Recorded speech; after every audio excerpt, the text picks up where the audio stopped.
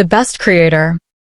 The question is, God Almighty has stated, I am the best creator of all the creators. In the light of this verse of the Holy Quran, it is clear that others besides God also enjoy the ability to create. Then, if this is so, what is the status of that creation, and to what extent this ability can be exercised? Answer: God has stated this thing in the context of mentioning of his creation of the universe.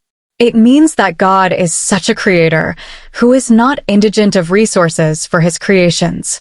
Anything which is existing in the will of God, when he intends to bring it into manifestation, he commands it to be, and all the resources needed for completing the process of the creation come into being, and that thing comes into being with such form and features as were intended.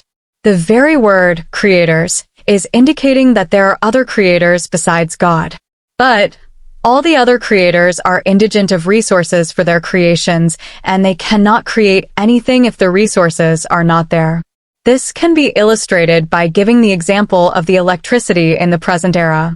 When the people attempted to create things from the electricity, they were able to produce hundreds of thousands by creations using the electrical power.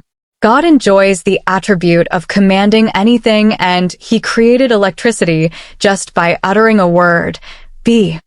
When man deliberated in the science of electricity, he was able to create thousands of electrical appliances like radio, television, refrigerator, electric bulbs and heaters, etc.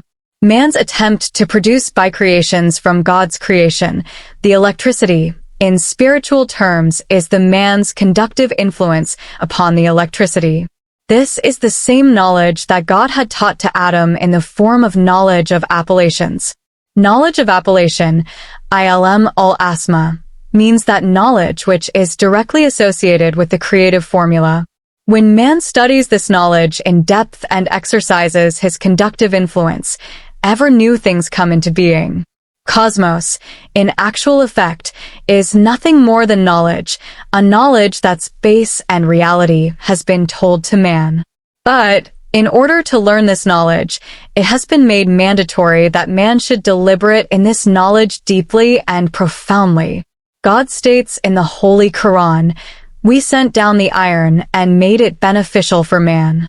When man, accepting the power and strength of the metal, deliberated in iron, unlimited potentials of iron transpired upon them.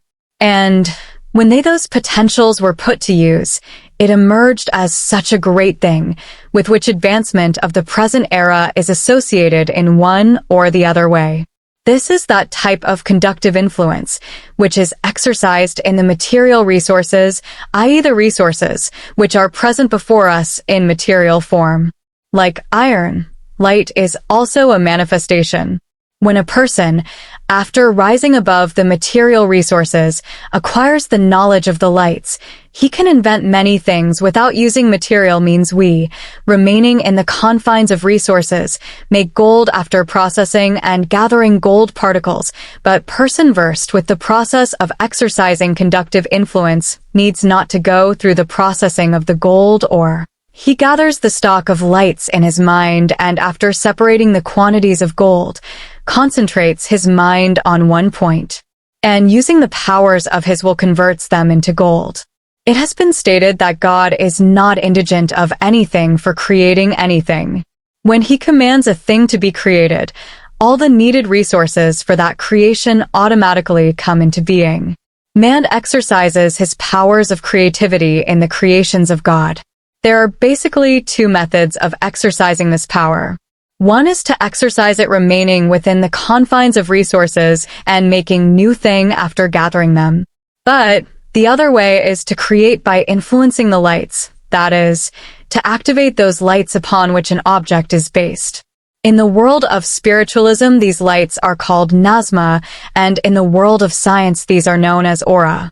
When a person is acquainted with the knowledge of these lights, the creative formulae transpire upon him.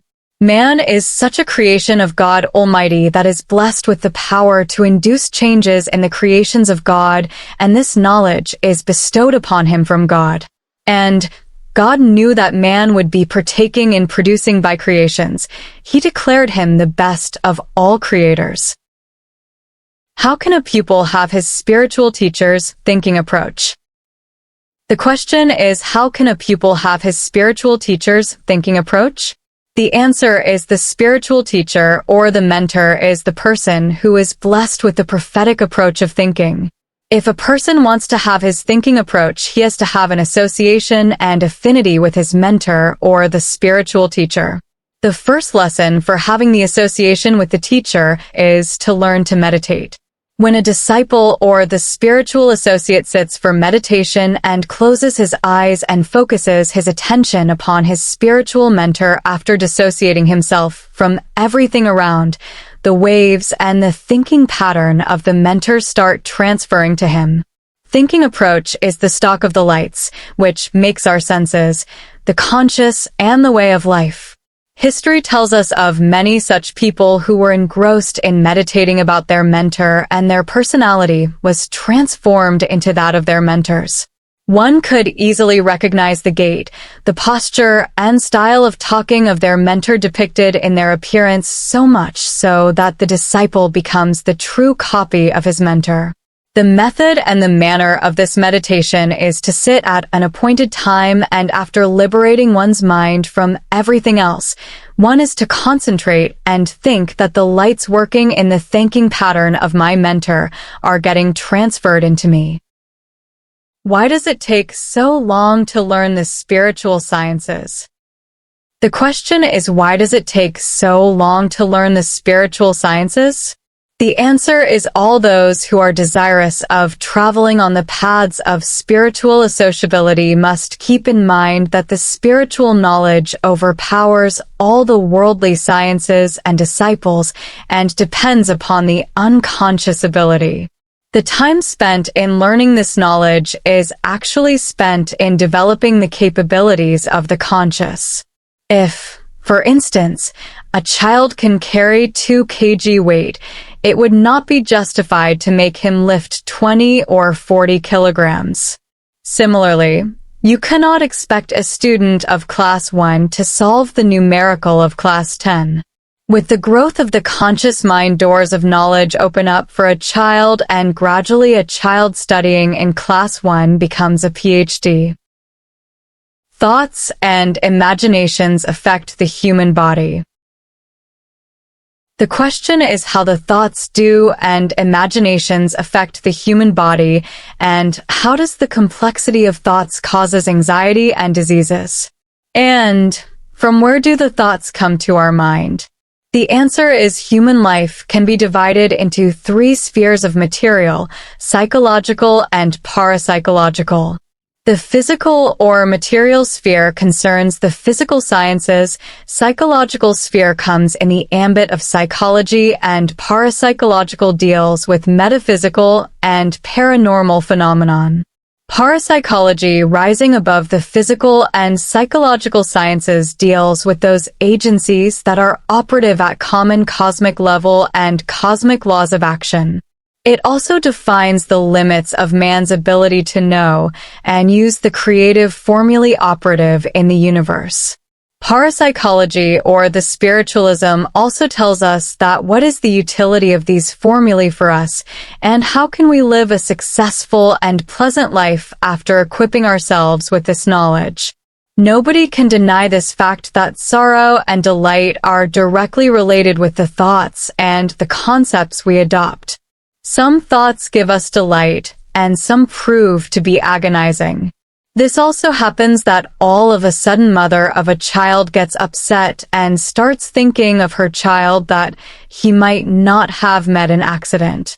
Upon receiving this thought, a whole chain of thoughts concerning various accidents seen and probabilities start emerging in her mind, and she grows worried. Similar is case of delight and the pleasant life.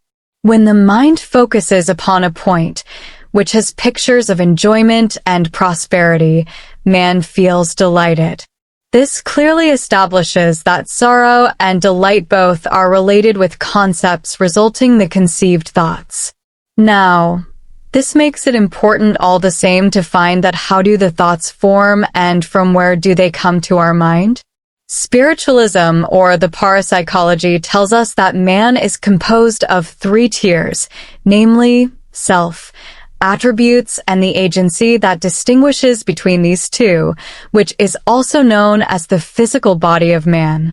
Feelings of every tier are different and distinguished. The tier of the self is that inscription, which transforms a whim and thought into concept and conveys it to the mind. The mind, after ascribing meanings to the conceived concepts, terms them delight or sorrow. If it is supplied with those information that are related with an exquisite garden, it is filled with colorful images, sensations of aromas, and charming flowers. There are 2 types of impressions in the mind.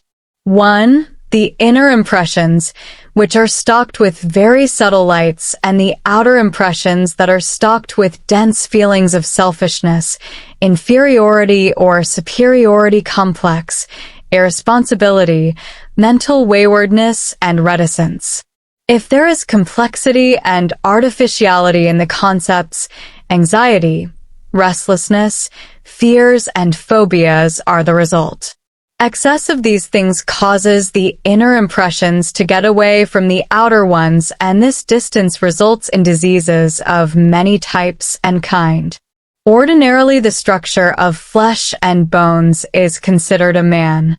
In fact, this man is not that man, which nature terms as man. The structure of flesh and bones could be called the outer garment of the actual man. Example: let's take the example of a shirt. If we want the shirt to move when it is not worn by anybody, that's not possible. The shirt or its sleeve would only move when it is put on. The sleeve would move when the arm in the sleeve would move. Movement of the sleeve without any arm in it is an absurd thing. Similar is the case of our physical body.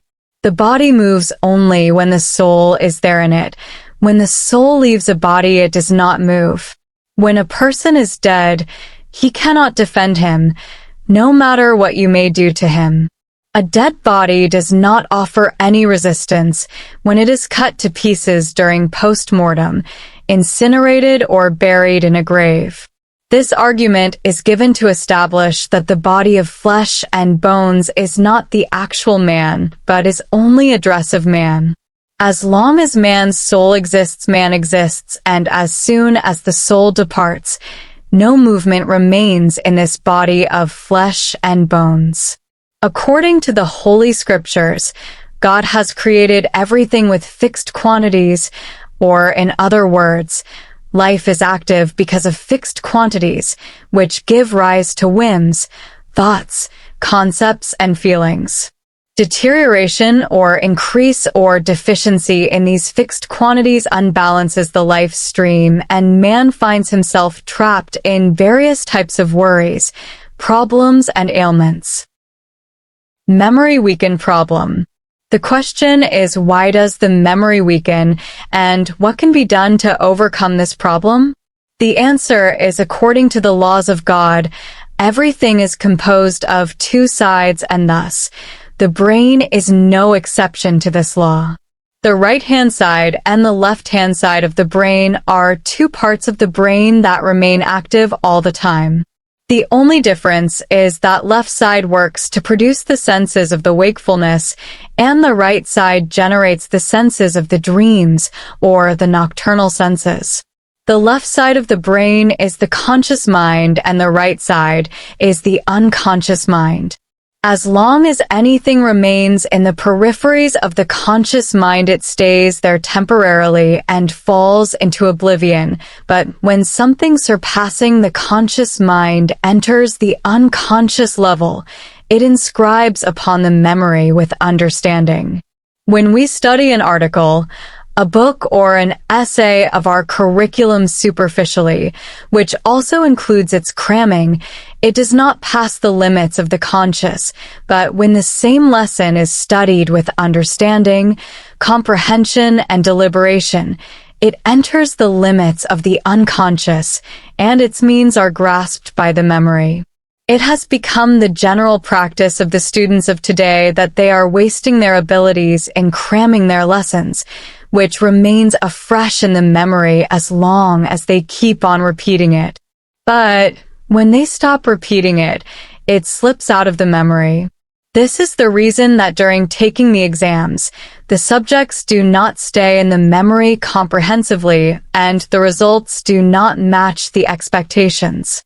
Moreover, when one tries to exert pressure, tiredness is experienced. It is very easy and simple to solve this problem. Study must be made in fixed hours only, and during leisure time, not other activity, should be undertaken. Remaining in a state of ablution is the suggested exercise in spiritualism for balancing the conscious and the unconscious, but care must be exercised that it should not be done with extremism. Refresh ablution after attending to the call of nature and don't force yourself to avoid it because it would generate pressure upon the mind. Kutab, Goos, Abdul.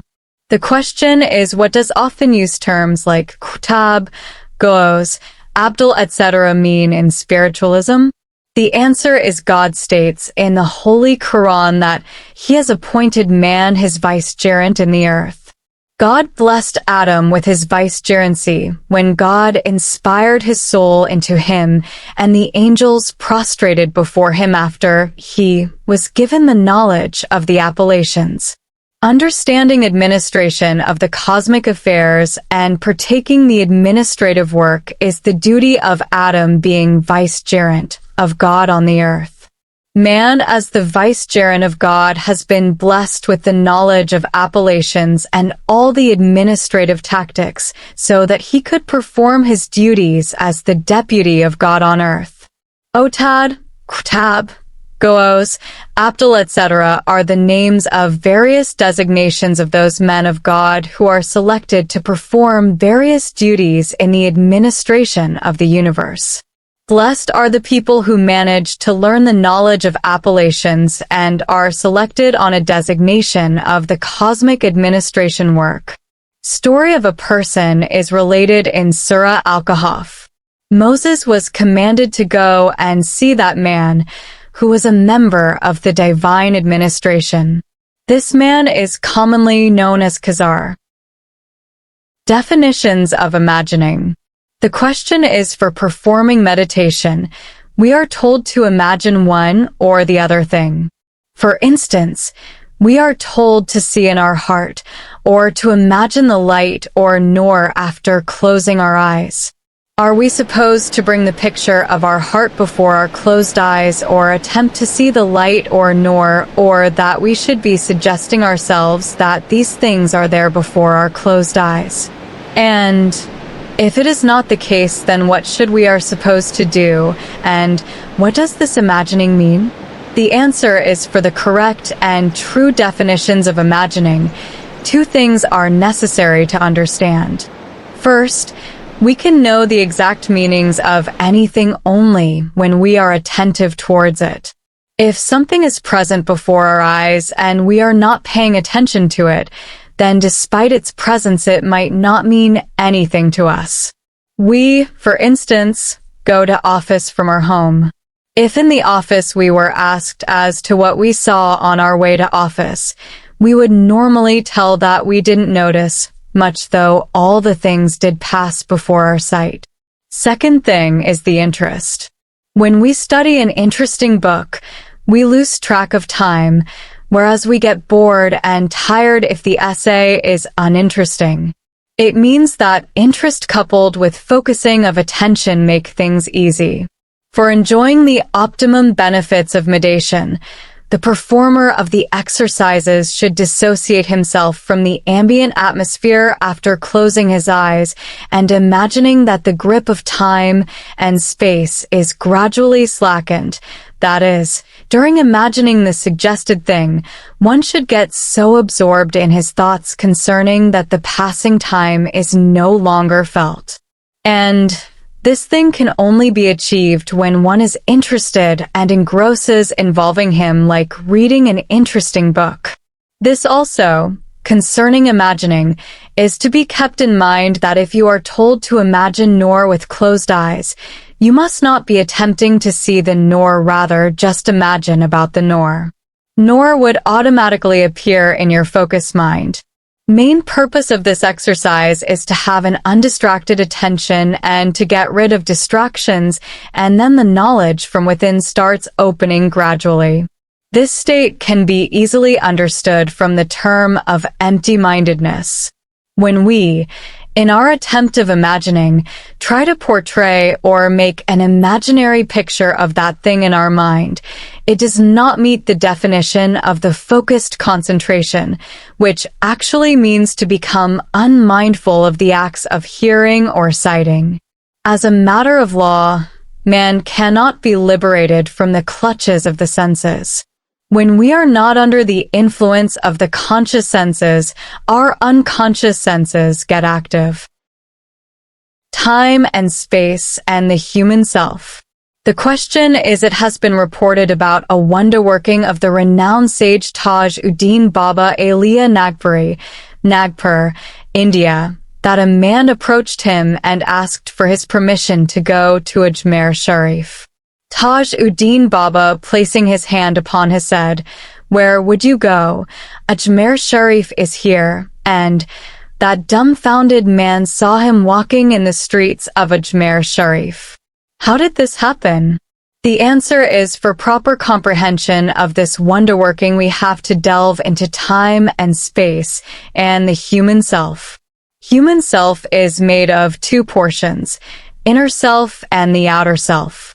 Inner self is unified state where time and space has no role to play. Only three segments of the senses, observer, observed, and the faculty of observation are there. In the outer portion of the self, the very same sense, after enveloping the time and space, exhibits it in a concrete form. Inner self of a person is called the edict of the Lord or the soul, and all the components and the movements of the universe exist in an inscribed form in the soul. To understand this thing, let's examine this example. We look at a building after standing nearby from an angle.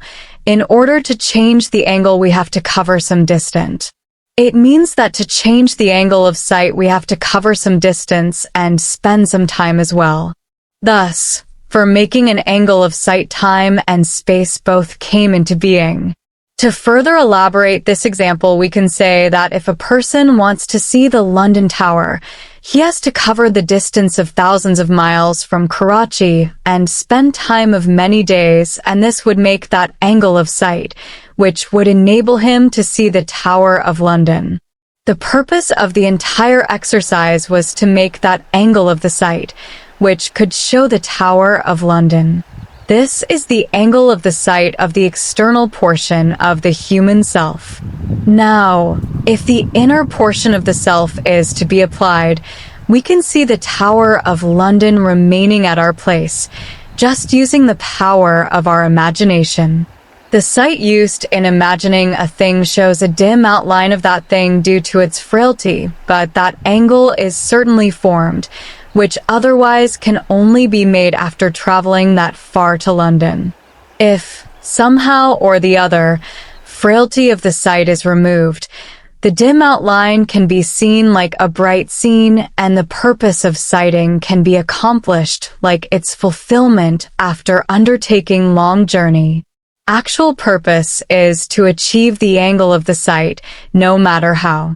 Taj Uddin Baba Aliya, by exercising his spiritual influence, produced that particular angle of the sight, which enabled him to witness Ajmer just as he would have witnessed after traveling to Ajmer Sharif. Causes of various diseases. The question is, in the light of spiritualism, what causes various diseases? The answer is normally the structure made of flesh and bones. Nerves and muscles is considered man, but it is our routine observation that in actual effect, this effigy of flesh and bone does not deserve to be called man, because we see that when a person dies, the body, despite no immediate change, is dispossessed of movements of all types. It is clear that the thing upon which movements of the body were depending has dissociated itself from the body. Now, it can be said that actual person in man is that who moves this body of flesh and bones, which in general terms is called soul. What is the soul? God tells that the soul is the edict of the Lord, and then God also states that man was simply nothing. We inspired our soul into him, and he became man, seeing, hearing, smelling, and feeling. God has made formulae of every creation, and every formula is based upon fixed quantities. It has been established that actual person in man is the soul, and the soul is far above from anxiety, deprivation, restlessness, and diseases. The soul prepares a medium. This incorporeal invisible medium is the bridge between the soul and the physical body. This medium is powerful enough to ascribe meanings of its choice to the information given to it by the soul. This incorporeal body operates using the formulae based upon fixed and appointed quantities. The incalculable formulae used by this incorporeal body are and can be classified into 4 groups of 1. Water energy. 2. Electric energy. 3. Heat energy, and 4. Wind energy. There are 2 brains operative in man. One brain receives information directly, and the second brain ascribes meanings of its interest to the received information, which result in distortion in fixed quantities, and the above-mentioned energies lose their balance. Diseases result when the fixed quantities exceed or are eroded.